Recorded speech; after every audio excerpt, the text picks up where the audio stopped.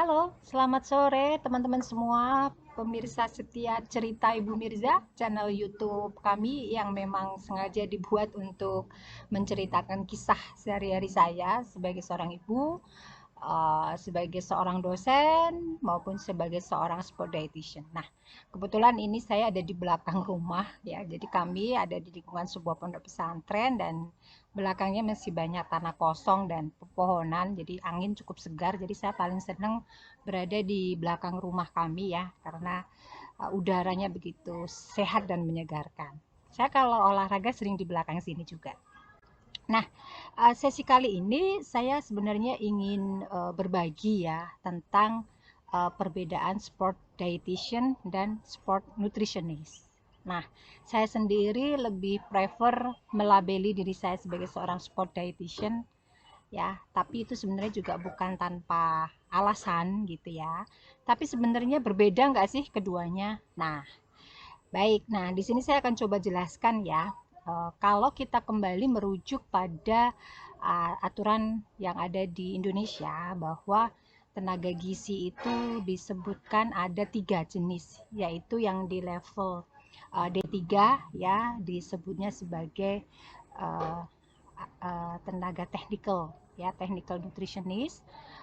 Kemudian yang level D4 dan S1 disebutnya sebagai nutritionist, dan yang profesi disebutnya sebagai dietitian.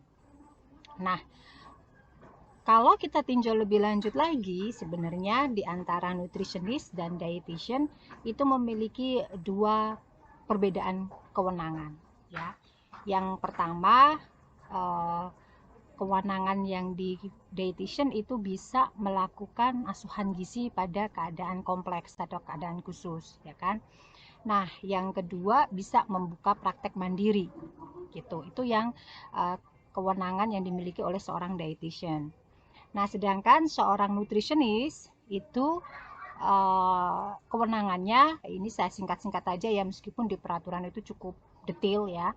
Saya ambil garis besarnya aja ya, memang di bagian pelayanan asuhan gizi yang tidak kompleks atau lebih ke arah manajerial masyarakat atau program-program gizi masyarakat, dan lebih ke arah penyelenggaraan makanan di rumah sakit maupun di food service lainnya.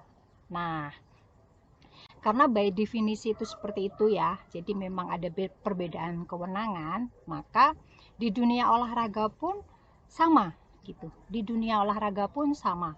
Artinya kita tetap harus merujuk payung undang-undang yang kita miliki kan ya, payung peraturan-peraturan yang kita miliki. Artinya seorang yang berlevel nutritionist itu boleh menyandang gelar sport nutritionist, dan memang itu lazim ya, tetapi mungkin kewenangannya sebagaimana seorang nutritionist.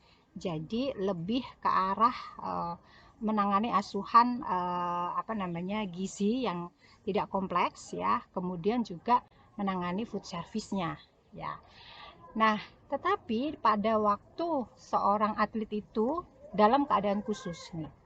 Contoh, atlet kita itu juga punya resiko cedera, juga punya resiko dia akan menghadapi pembedahan.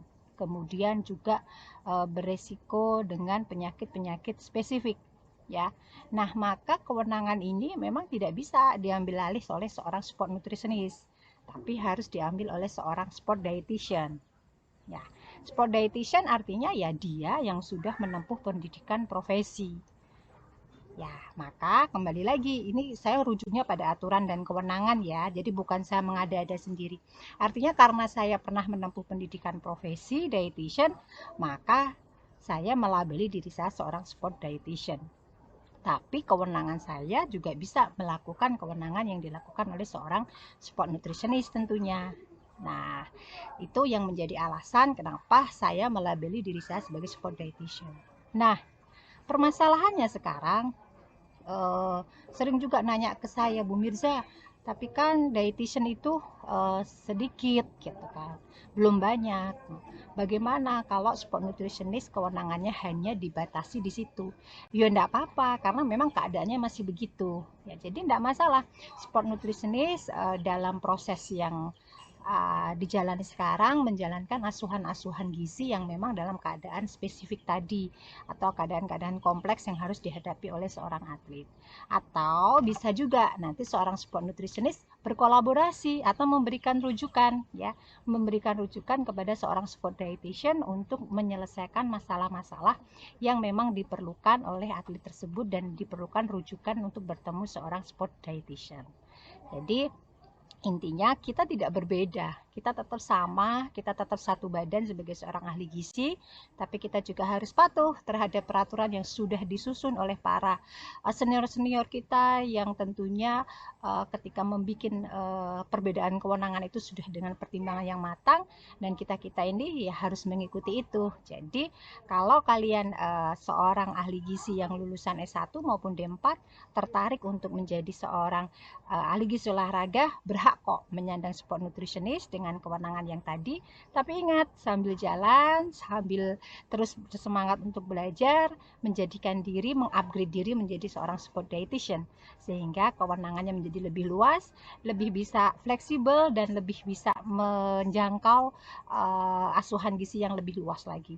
Dan bahkan punya keuntungan loh, kita bisa bikin praktek mandiri, dan tentunya itu bisa menjadi nilai positif dan suatu cara untuk bisa menyebarkan ya peran dan mengenalkan peran dari ahli gizi itu ke seluruh masyarakat di Indonesia. Jadi jangan bingung lagi tentang sport nutritionist maupun sport dietitian. Kembali lagi kepada jalur pendidikan kita, dan tetap semangat, tetap menyehatkan atlet-atlet kita di Indonesia. Salam olahraga, jaya. Selamat jumpa.